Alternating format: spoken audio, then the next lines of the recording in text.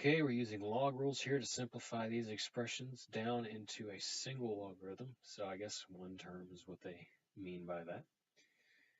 So the reason I have this underlined here is because the factor out front of a logarithm can be moved to the power of what's actually in the function. So we have ln of 5 plus ln of 16 to the 1/2.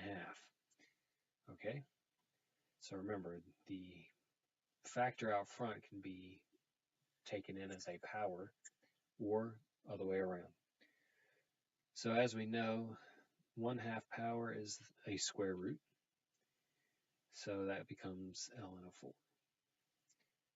Okay? And then let's not forget when we add logarithms, you can change that into multiplication inside the parentheses. So ln of 5 plus ln of 4 is the same as ln of 5 times 4 inside the parentheses, which is ln of 20.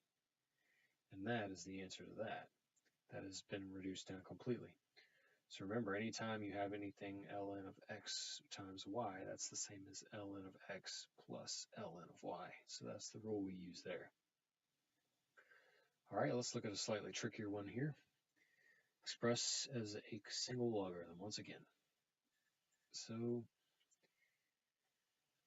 here we have two logarithms being added, as we can see, and then one of them being subtracted. And remember, subtraction is just division with log rules.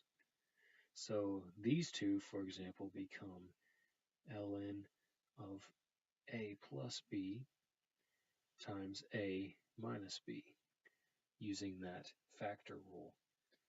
And then the minus 4 ln of c simply means that we can divide this. Well, let's actually I see something interesting here. So before we do that, let's address something else.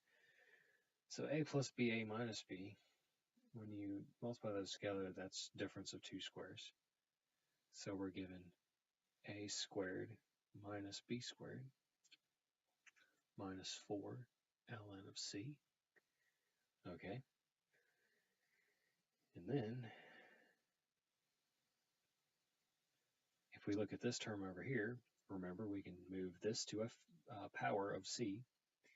So we have minus ln of c to the 4th. Okay. And then, like I said, I mean, we could have done this earlier, but since we're subtracting here two logarithms, we can turn that into division inside the parentheses. So we have a squared minus b squared over c to the 4th. Remember, that is from the subtraction. So that is one logarithm. So that should be what they want.